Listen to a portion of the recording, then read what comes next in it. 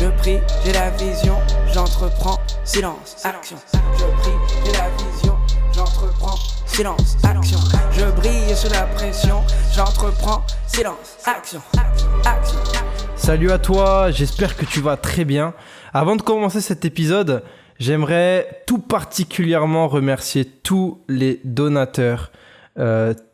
Vraiment à tous les donateurs qui m'ont soutenu pendant ces 6 derniers mois qui étaient intenses, où il n'y a pas eu forcément de contenu. Vraiment, je voulais vous remercier particulièrement pour votre soutien, pour votre présence, pour vos encouragements. Vraiment, merci Marélie, Berlineda, Johanna, Michael, Evie, Déborah, Marielle, Joe et tous les autres. Vraiment, merci énormément pour le soutien qui a permis qu'on puisse reprendre le podcast là aujourd'hui.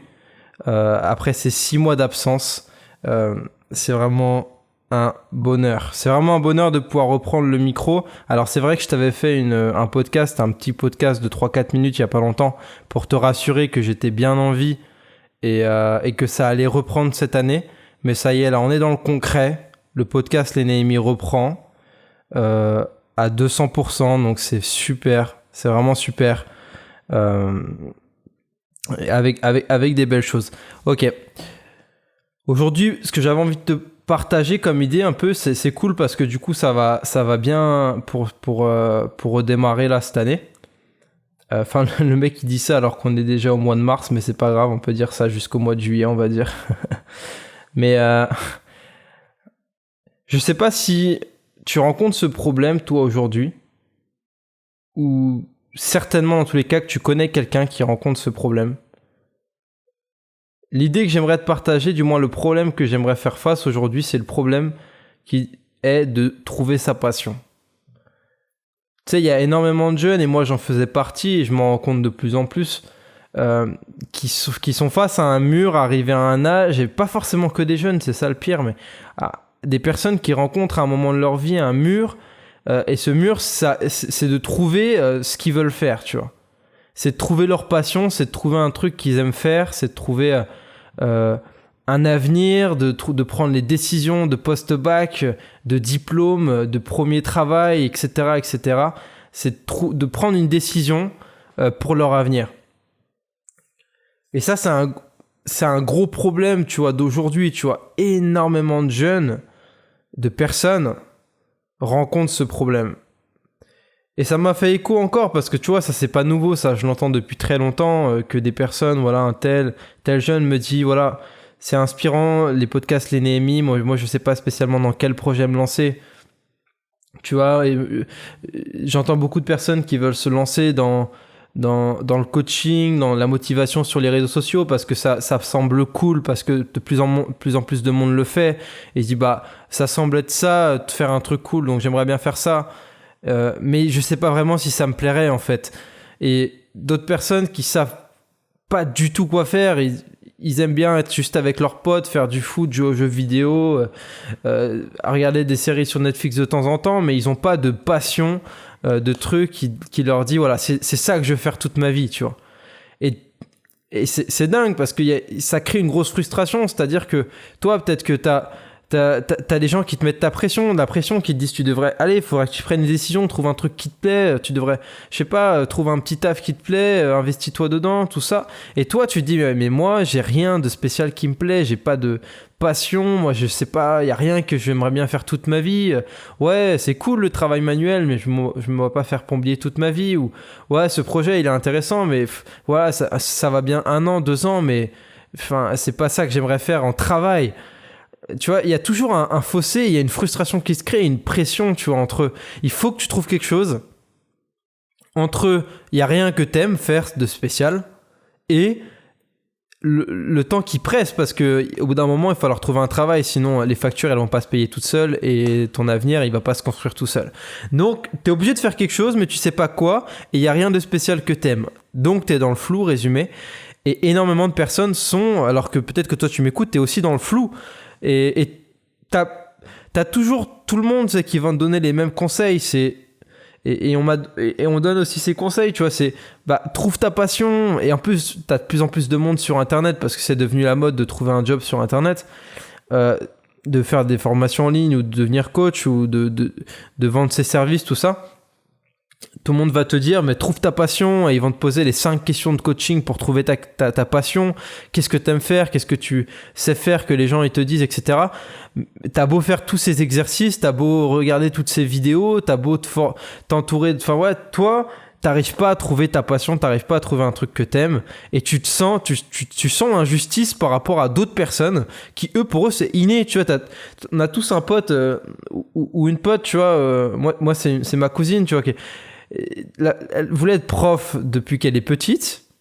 Et en fait, toute sa vie, elle a fait ça. Elle a fait ses études pour devenir institutrice, etc. Et aujourd'hui, elle est institutrice. Mais ça, elle le sait depuis qu'elle est en maternelle, tu vois. Mais c'est pas le cas de 99% des gens. La plupart des personnes ne savent pas ce qu'ils veulent faire. Maternelle, les gars, ils veulent faire pompier. Et les filles institutrices ou profs, je sais pas trop quoi, ou maîtresses. C'est la même chose dans ce que j'ai dit. Mais... excuse-moi, mais... Arrivé à un âge, je sais plus trop ce qu'on a envie de faire, on sait plus trop ce qu'on a envie de faire. Tu sais, t'as un phénomène qui est incroyable, alors je vais pas blâmer ce travail parce que je pense qu'il en faut, c'est des conseillers d'orientation. Alors moi je te raconte la story, alors j'étais en 3e, ça fait maintenant 6-7 ans je pense, facile. En 3e, après une période de collège un peu moyenne avec des résultats un peu moyens. Et je vais là-bas et voilà. Moi, à l'époque, ce que j'aime, c'est un peu geeker avec mes potes. J'aime bien j'aime passer du temps sur le PC. Je pense un peu comme tous les jeunes de cet âge-là. Et surtout à l'époque, encore plus, où vraiment tout le monde était sur le PC. Et la personne, du coup, forcément, la conseillère d'orientation, bien pleine de bonnes intentions, tu vois, me redirige vers un travail dans l'informatique. Parce que j'aime bien les ordinateurs. Et le pire, c'est que bon, du coup, comme j'ai pas des bons résultats, il va falloir trouver un bac pro ou qui va te permettre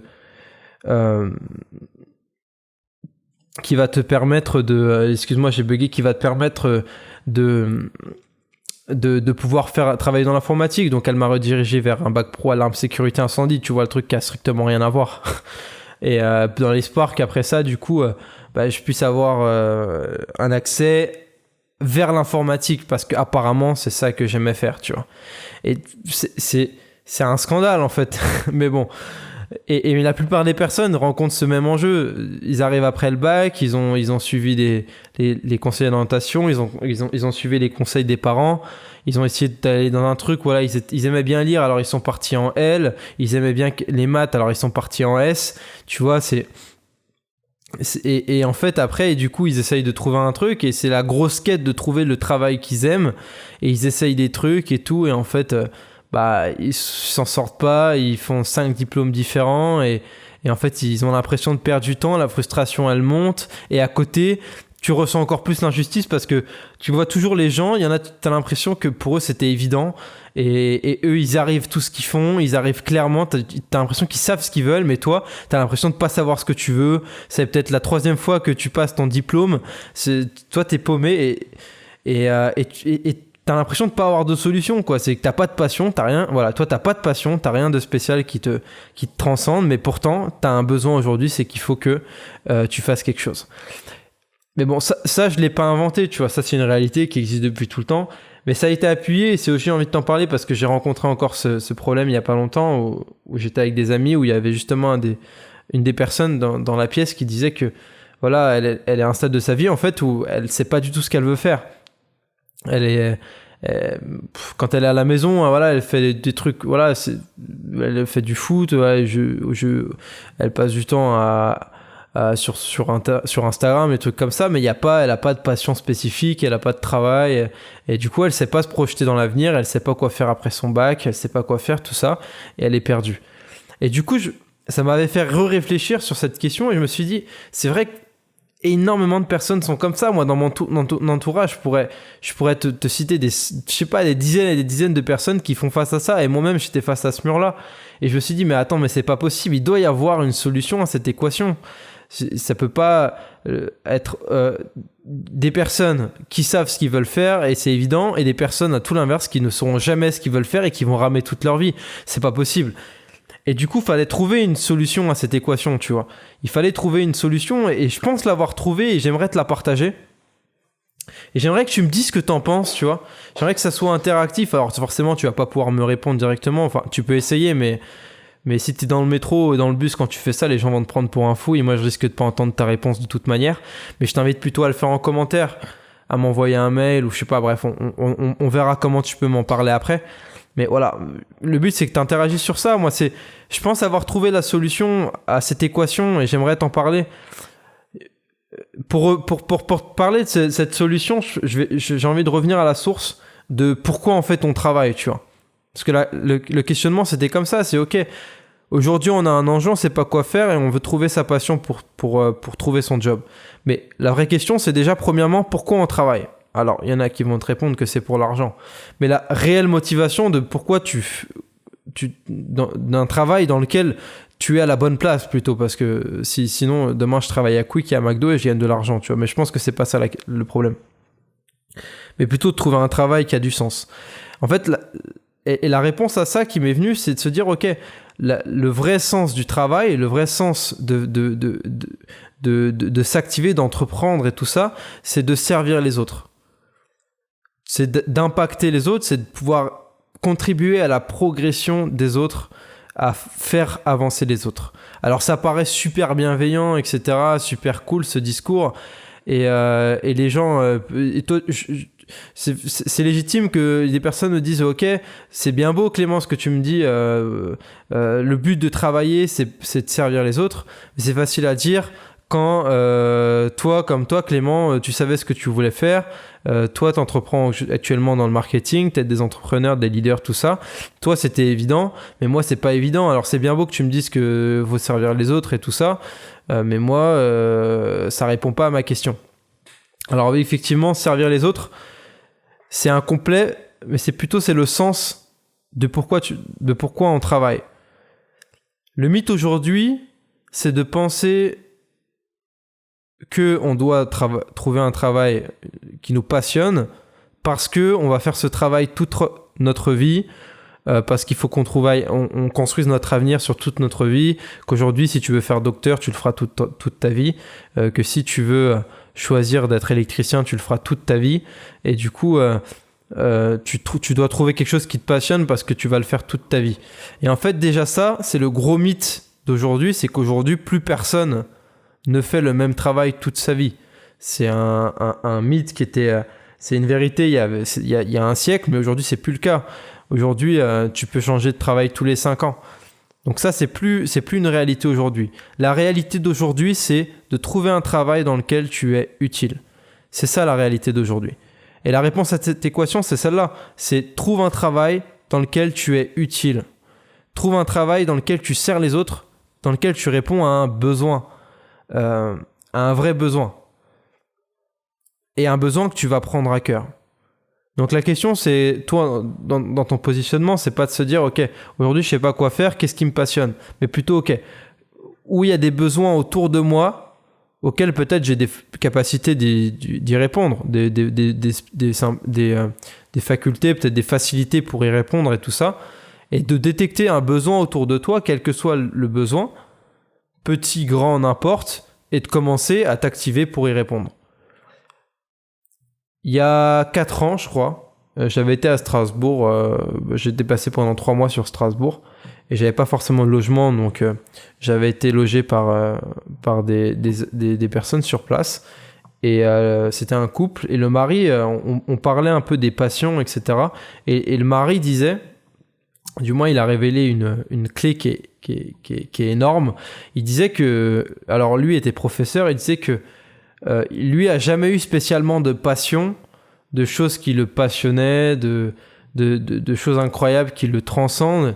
Il y a rien même aujourd'hui et il pense jamais rien qui va le transcender, etc. Mais par contre, ce que lui a appris dans ce genre de situation, c'est que la clé pour ça, c'est donc de détecter un besoin et de le prendre à cœur. C'est-à-dire que si t'as rien à cœur, c'est ce que lui me disait, il me dit ok, t'as rien à cœur, ben trouve quelque chose et prends-le à cœur.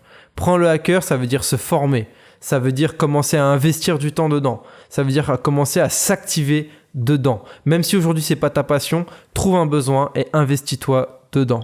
Peut-être que tu n'auras jamais de passion, peut-être que tu n'auras jamais rien qui va te transcender, quand tu vas te lever le matin, tu vas vibrer comme pas possible pour le faire, non ? Peut-être que toi, ce sera jamais le cas et je pense que c'est le cas de 99% des personnes. Notre rôle, c'est de trouver des besoins et d'y répondre. C'est tout simple.